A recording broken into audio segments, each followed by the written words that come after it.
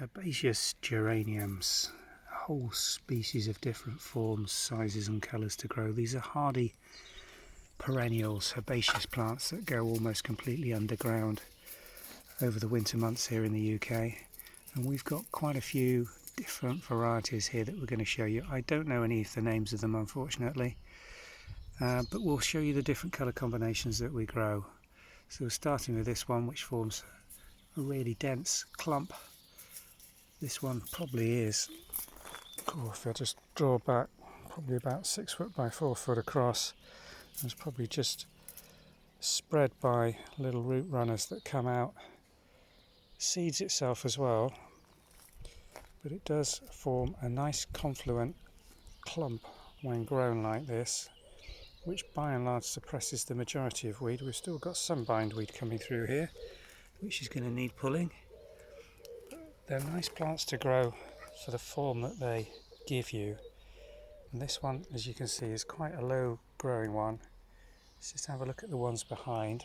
If I take you around, you'll see these clumps of mauvey blue, which are much taller varieties. Here we go. This one probably growing to around 2 foot, much more open habit, with the flowers held really quite high above the foliage. And because it's more open, this one is allowing other herbaceous to grow through it. It doesn't form as tight a clump as the others. Got a couple of little clumps of this in this border, smaller one just here. Very good for bees and insects. Nice open single flowers, and really good production of pollen and nectar for the bees from these. Lovely form when you do get close up to these flowers. Absolutely beautiful little plant. Slightly different palette, this one. A maroony, reddish purple. Flowers open, almost over open, backwards on themselves. Little white striations around the centre. Again, very upright habit, this one. Growing to around 2–2.5 feet. Quite open in its growth. A little bit of variation on the leaf. This dark mottling, again picking up the colour palette from the flowers, this one. Nice open habit.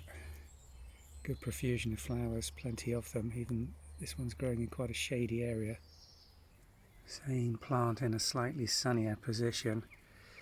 Forms a little more compact version of the same plant, without the competition for the light that one growing directly under the large peony was getting.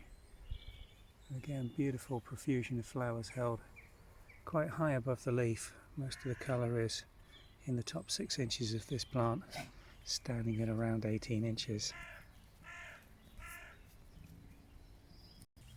And a total contrast, a pure white version here.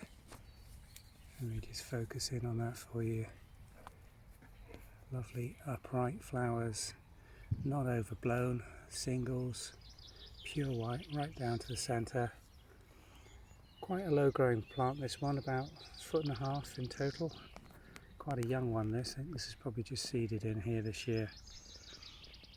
But a beautiful pure white coming through at the end of May, beginning of June. And plenty more flower to come on with this. Flower isn't a single flush, they do continue to produce flower over the course of 3 to 4 weeks. Here in this sunny area just under the marigold rose at the front of the garden, we've got, growing in full sun, another little herbaceous geranium. You can see the form of this one much easier. These young plants that have just been pricked out into here earlier in the season. Now these are very easy to divide. Earlier in the season they can be dug up, and from a crown you'll be able to split 5 or 6 different plants very easily, but they will also seed around all over the way. They'll cross-pollinate, so you will get different versions of them, different colourways in the flowers. It's a bit pot luck. Let me see if I can find you some young seedlings to show you what you're looking for in propagating these. So here we have a little clump of seedlings just coming up. You can see the first leaves are really quite small, serrated, typical geranium or ivy leaf geranium in nature. And then the second and third leaves you tend to be able to spot quite easily that these are little geranium plants.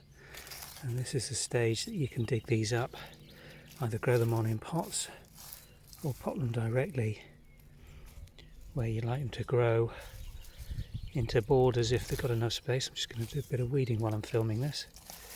But these plants really will, from a surrounding mature plant like this one, just above it, produce massive crops of seeds which will reliably germinate in most soils and give you young plants. So the two common ways to grow these is either from seed or from division and propagation that way.